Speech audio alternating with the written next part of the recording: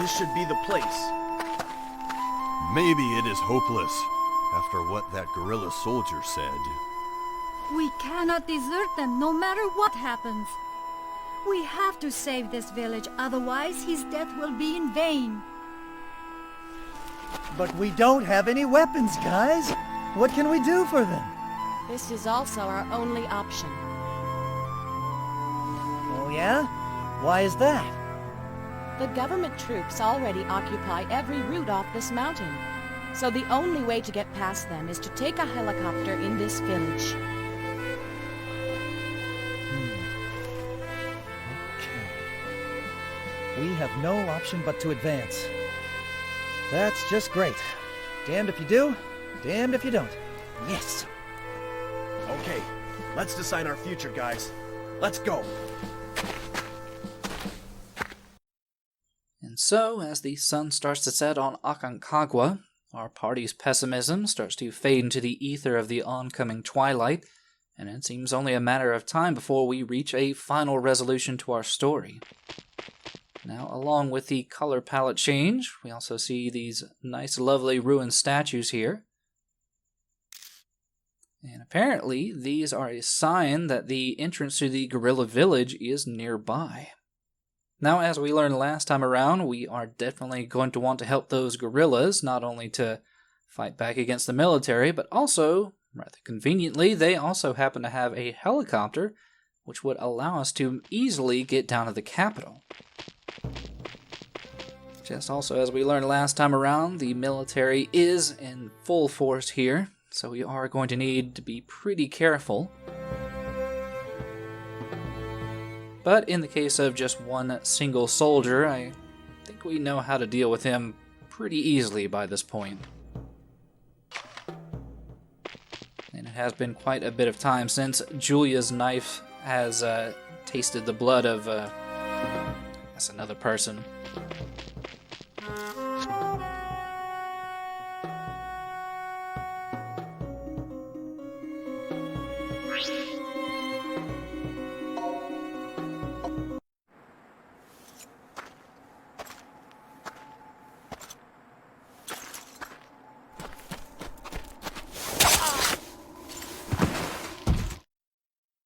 And I do find it somewhat humorous at this point that since Julia has dropped any pretext of being just a normal reporter, that she is now going to do a very noticeably over-the-top flare whenever she does happen to stab somebody.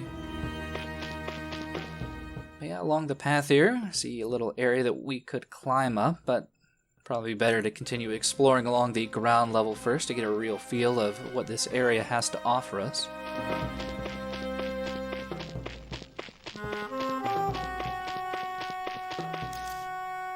As can be assumed, this place is just going to be absolutely crawling with soldiers, so we're going to be able to go just bumbling our way forward.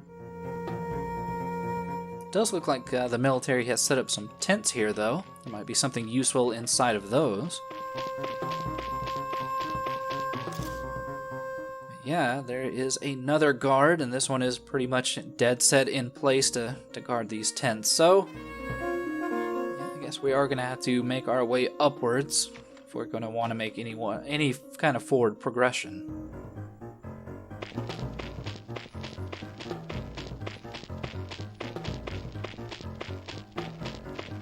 Thankfully, Kato is not running out of steam just yet in the climbing department.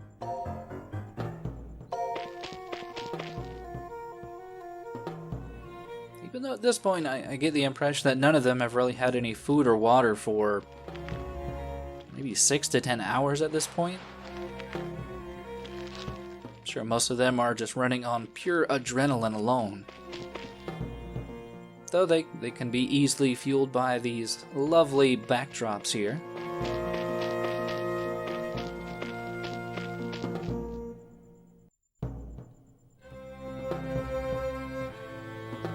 Kato is able to find himself right above that enemy soldier we saw before standing next to the campfire. And this does remind me of another similar situation that we ran into much earlier on in the game. If only we had some readily available oxygen tank, but That seems pretty ludicrous. Especially since we are just surrounded by, I'm assuming, the ruins of some indigenous people of Maruza.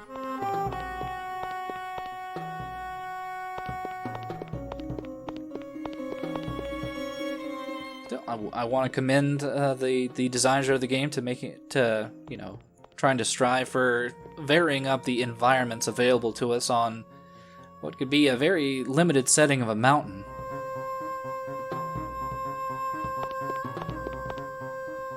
It seems, though, that not all the parts of these ruins are really being kept up to snuff. In fact, this little area right here seems especially brittle.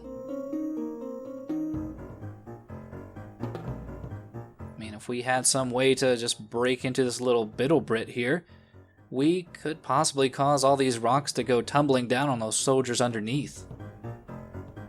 But I guess that's just something we'll need to keep track of in the future.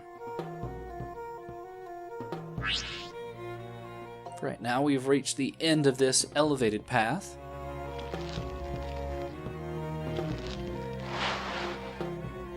And since those guards are pretty much going to be watching any kind of forward progression we could keep making, I hope we can find something in this little nook over here that might be of help to us. And indeed, there is a little supply tent here.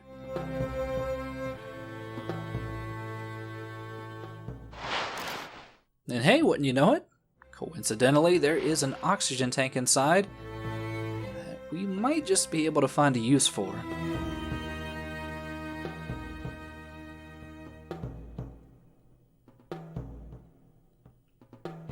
Now, I could lament the fact that they are just reusing a puzzle we've already covered before, but I can't really fault them because explosions are pretty cool.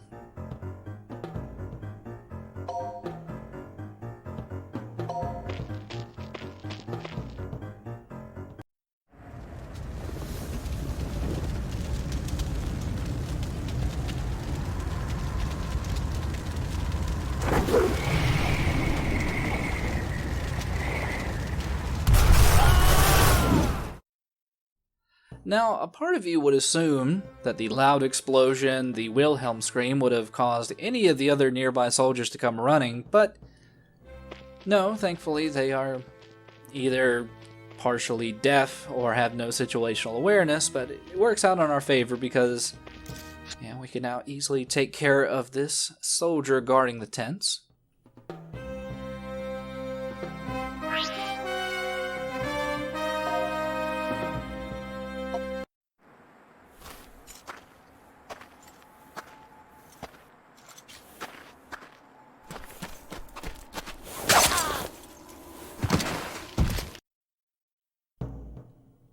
And as that soldier's body just mysteriously dissipates, we can see what goodies are lying in store for us inside of these well-guarded tents.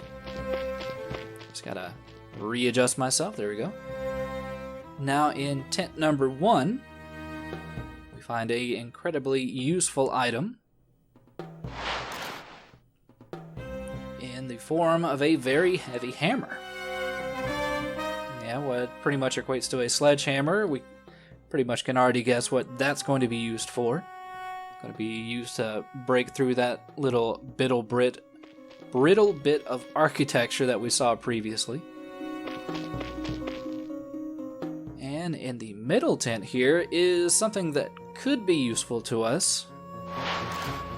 Though at this point, yeah, I could heal up Steve, I understand. He is getting better. He's definitely being a bit less pessimistic, but he's still been kind of a jerk throughout the game, so yeah, we're not going to have much use for this first aid kit. And in the final tent, there's absolutely nothing, so we don't need to worry about checking that.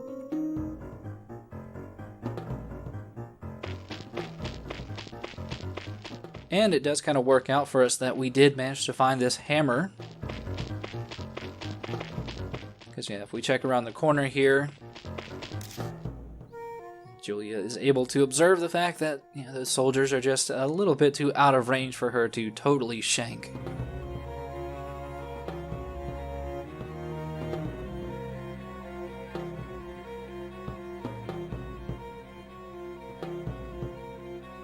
So that pretty much leaves us to handing off the hammer to Kato.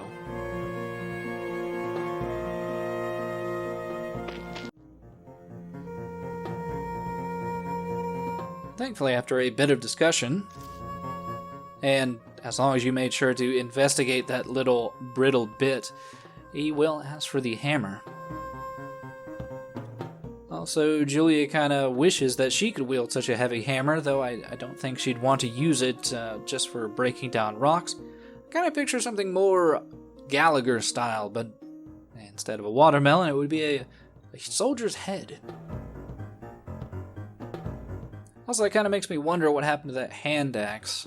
I suppose it's probably best that we kept it out of Julia's arm's reach, I guess. But yeah, it's time to bring down the house.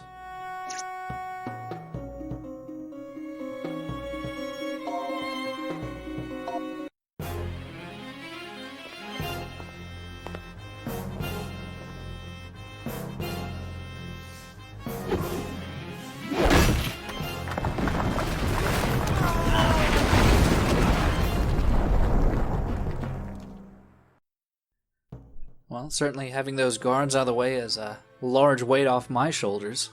Sadly, I can't say the same for them. Still, that means we can now head further down into the passageway down there. Just obviously, in our want to get rid of the soldiers, we've managed to block the path forward. I mean, technically, Kato could just, climb the other way down, but that does kind of leave the rest of our party stuck on the other side. And while we do have a pretty large hammer here that we could possibly use to break through all this debris, as Kato mentioned, it's not really something he's going to be able to do with his level of strength. The good thing is that we just happen to have a powerhouse in our party. Let's see if we can't get him to take a swing at this.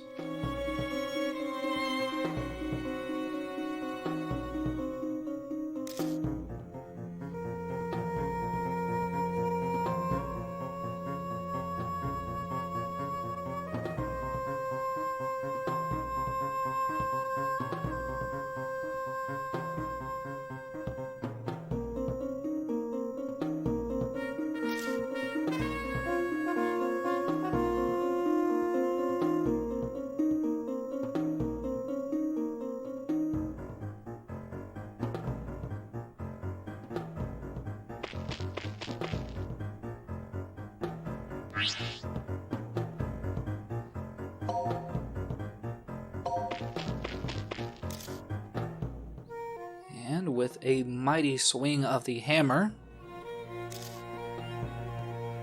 Lopez is easily able to fell the rocks in our path. Sadly, though, as we continue forward, it does seem like carrying the hammer along with us is not really realistic, which is fine. At least they do give some justification why we don't continue forward with it. But hey, we should now be able to fully get into the guerrilla village.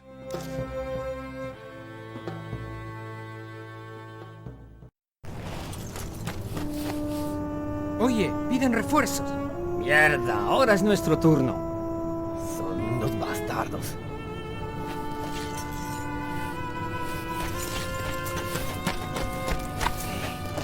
What are they rushing around for? I couldn't hear what they were saying, but it looks like they've been called as reinforcements. That means...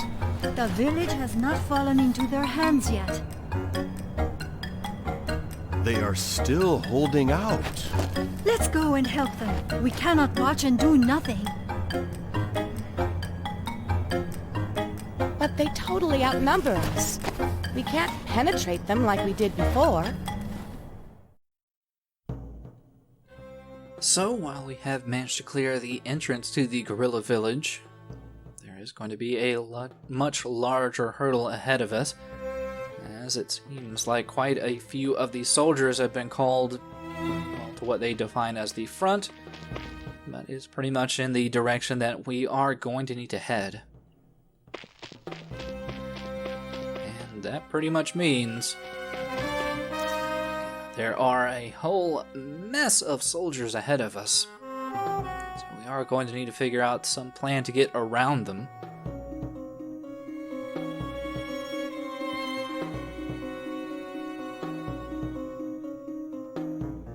But thankfully there was that one little bit that we could have Kato go over here climb. That should allow him at least some means of getting around at least the front phalanx of soldiers here.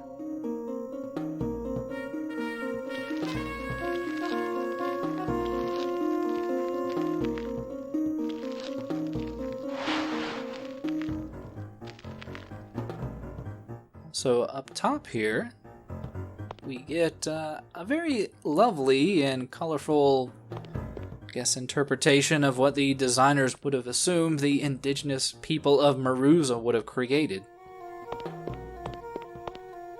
Nice little trio of idols here, possibly praising the sun. It's definitely an interesting flair that they decide to add. You know, there's a number of South American countries that had their own tribes and indigenous people, and just a whole cornucopia of cultures that they had down there. And it's nice that even in the case of a fictional South American country, the designers did feel the want to, you know, express in at least some manner, and I would say a tasteful manner, that there used to be some tribes, some indigenous people here.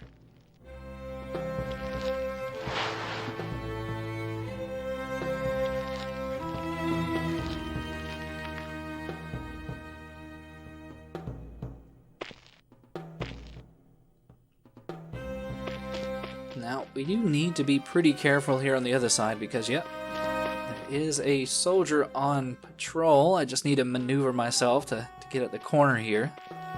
It's a little bit touch and go in that I went a touch too far and I went ahead and got totally shot. So, definitely not the brightest moment, but at least the soldier didn't decide to chase after us, which is a bit strange.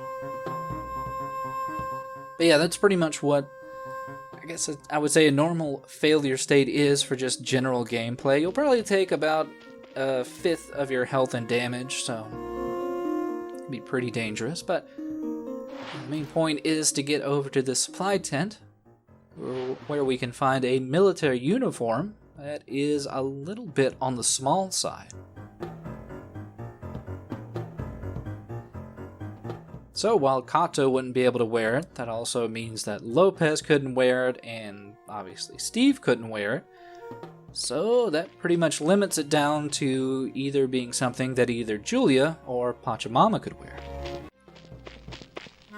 And if we are going to want to have somebody that can easily meld into the rest of the troops here in disguise, well, we are going to want a native speaker of the language and also someone that, let's say skin tone wise, would be more able to blend in with the other troops.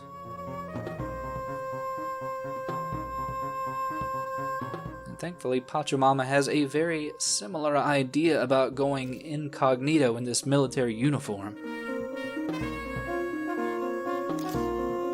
Strangely though, Kato doesn't seem to pick up on the idea, which is, I don't know, a bit strange.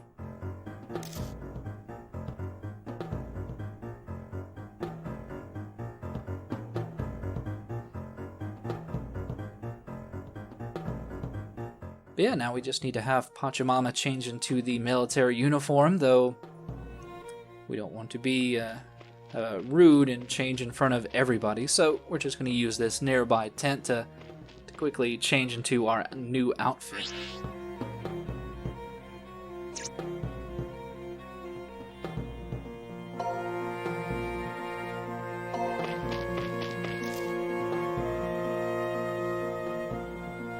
And it's here that Pachamama kind of realizes that other people have been sacrificing for her cause, so it's time for her to step up.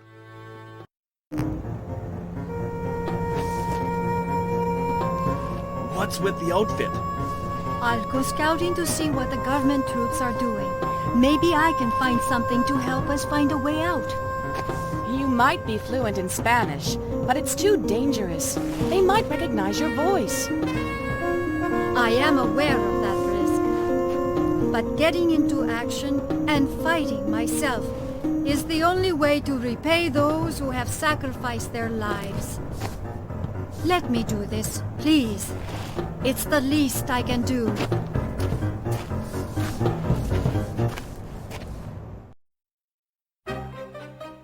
And yeah, just like that, Pachamama is ready to throw herself into deep cover, not only to scout ahead to see what is lying in store for us, but also hopefully to maybe figure out a way to allow us to progress further and maybe make it into the guerrilla village finally.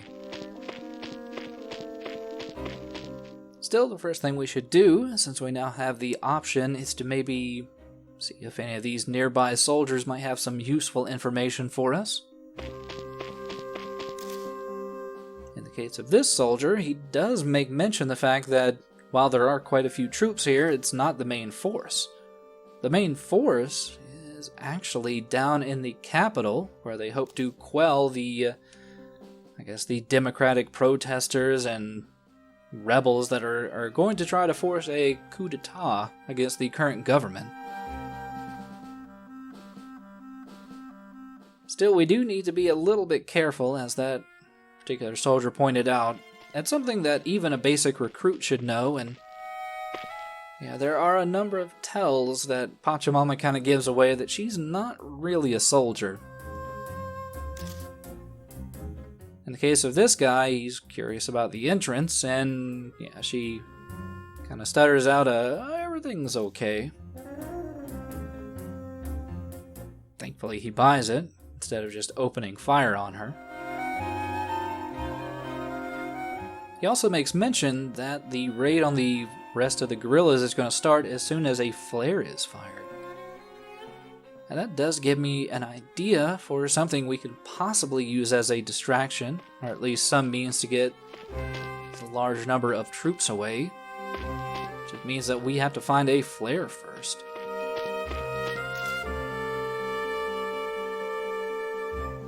Just with this rather twitchy soldier here.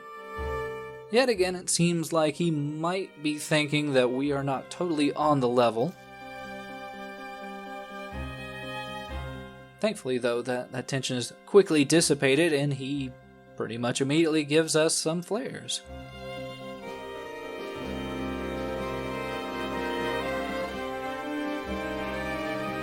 Yeah, as far as I know, there's no real way in this section for Pachamama to get caught. So even though a number of the soldiers here do kind of make you think that they could think you're not a soldier, or there's even one guy that really thinks you are Pachamama. He's like, hey, you look really familiar, like that person we are totally trying to hunt down. But you can't be her, she's dead. But yeah, it's just kind of some false tension, I would say. Still, along with that flare, there are all these boxes in the back of this truck here that do kind of catch Pachamama's interest. But we can't really go rummaging around back there, especially not with everybody, on the lookout for us. Still, it is good to keep track of.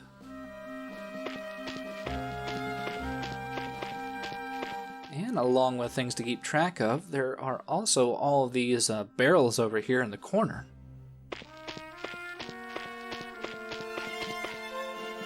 Now, you can examine, I think, a couple of these barrels, but only one of them is what we are interested in. Because only one of them seems to have something inside of it. Though yet again, just something we need to keep track of in the future.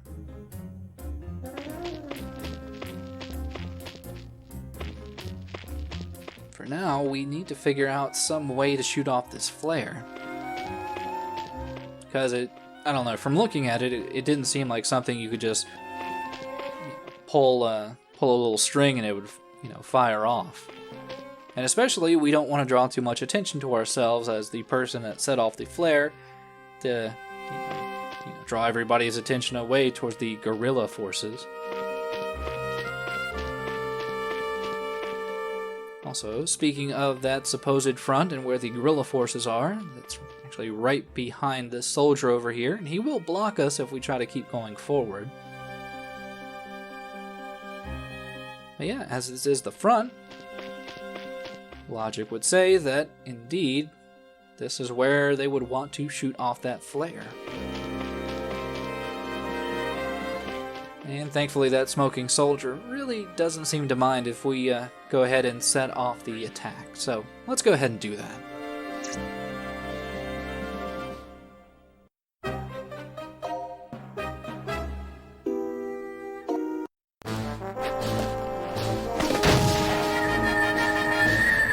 Están pidiendo refuerzos. ¡Vamos!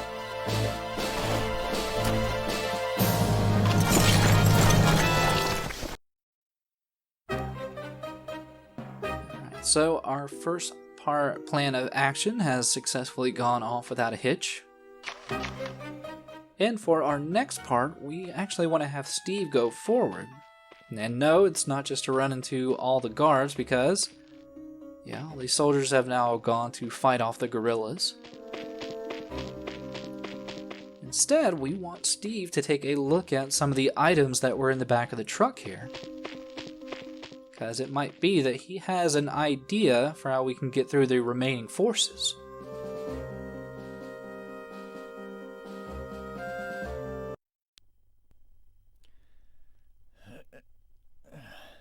Hey, this truck is full of gunpowder and ammunition. We could set off some pretty loud fireworks with this, couldn't we? Hey, Steve, can you make a timing device?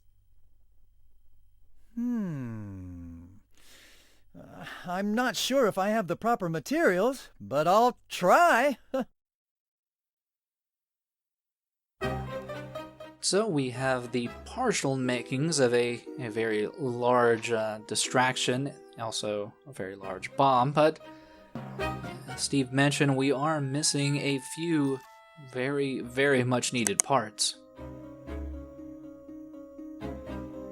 Now, if we check with Steve, he does give us a little bit of a reminder about what he mentioned needing. In this case, he needs something to make a detonator out of and something to pretty much ignite all the armament sitting in the back of the truck here.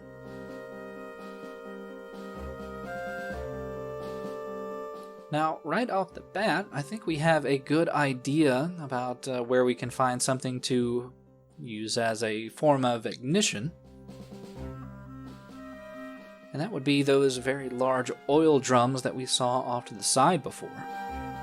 The problem is that, while most of these soldiers are gone, there's still this one guy up here that's going to be a bit of a problem for anybody making their way across the little opening there between the trucks. So what we are going to want to do is to have good old Pachamama see if she can't, I don't know, maybe convince that soldier to go elsewhere.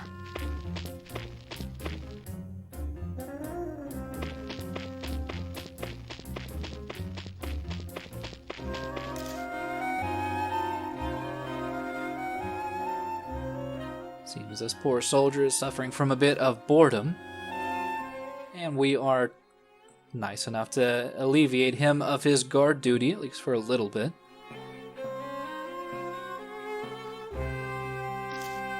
And he is actually pretty ecstatic to go take a little bit of a smoke break and get away from just standing in this one position.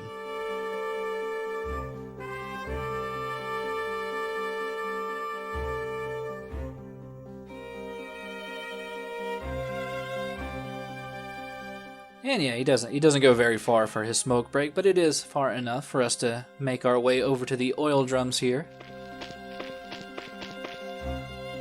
And as we already found out from before, these oil drums are pretty heavy, so see another job for good old Lopez here.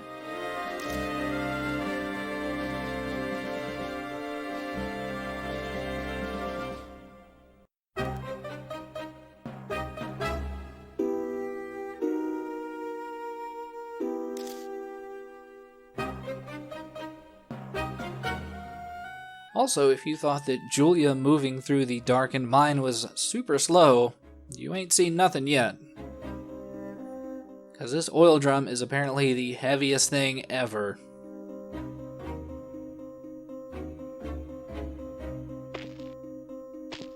And I kid you not, it takes about 40 whole seconds for Lopez to walk back over the truck, but we now have something we can use as an ignition for our makeshift time bomb.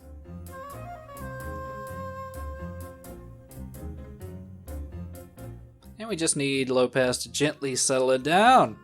Oh, Jesus. Well, that certainly got it into the truck, I guess. So now we just need something to use as a detonator, and the problem is that, well, there's not really many other places we can even look. I suppose we could... Well, actually, no, it wouldn't really be feasible to ask the other soldiers, hey, do you know where we could find a makeshift detonator around here? I guess it does kind of work in our favor that the only real thing left for us to even investigate was that one little supply tent next to, I guess, the mortar launcher where we fired off the flare.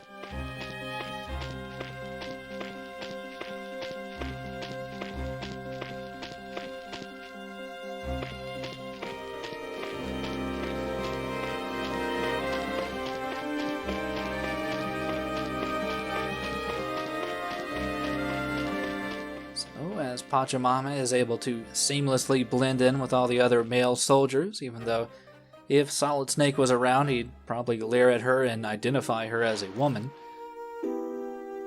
Yeah, we are able to easily make our way over to this tent here where we can find a nice possible substitute for the detonator. Oh, a light bulb? I guess I can see how that could work. Maybe. But yeah, we don't really have any other choice here. Hopefully Steve is fine with that.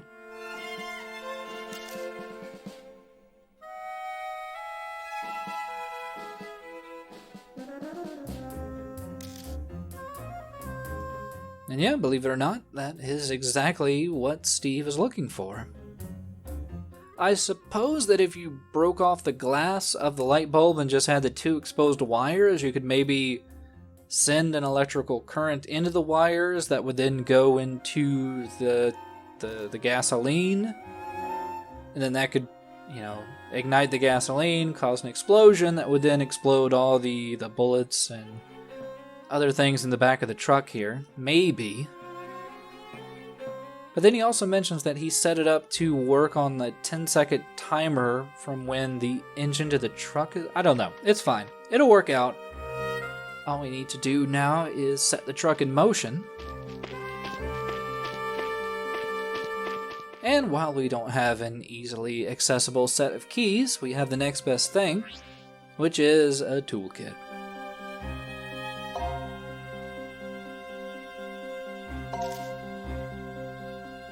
So yeah, bravo to you, Steve. You are actually a pretty nice guy.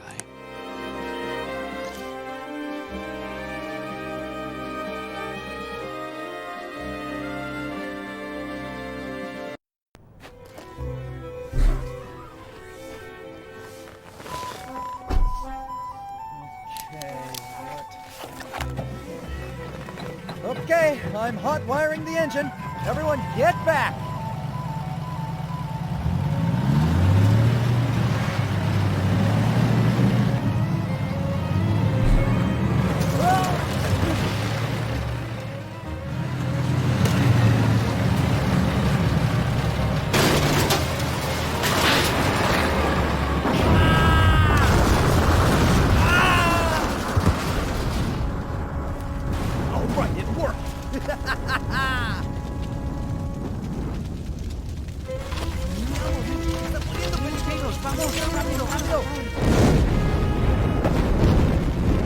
¿Qué fue esa explosión? Ellos están aterrados. ¡Vamos! ¡Ahora es nuestra oportunidad!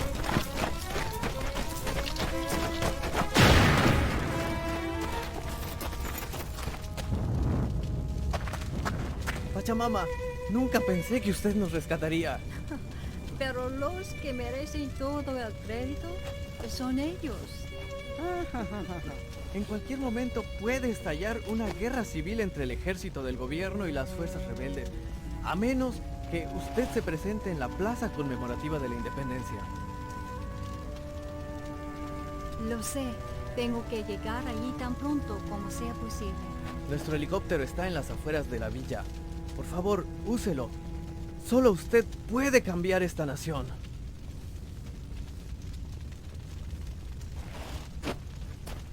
Let's go, Pachamama. Yes. Suerte. Gracias.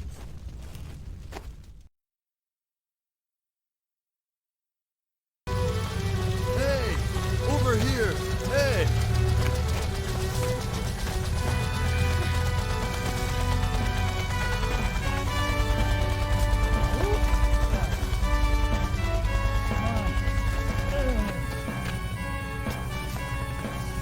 We have plenty of time. Let's take a detour then.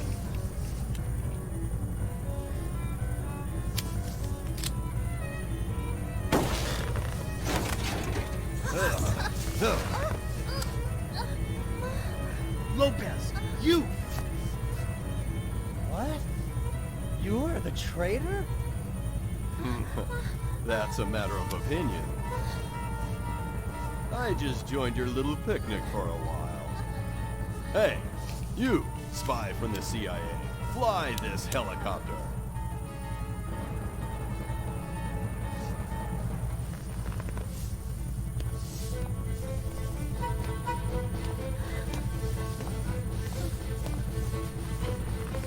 Are you after Pachamama as well? That's one way of putting it. It doesn't matter to you, does it? I enjoyed your picnic. Now, give me a ride home. Sure. Where are we heading for? The Allende base. You know the location, don't you?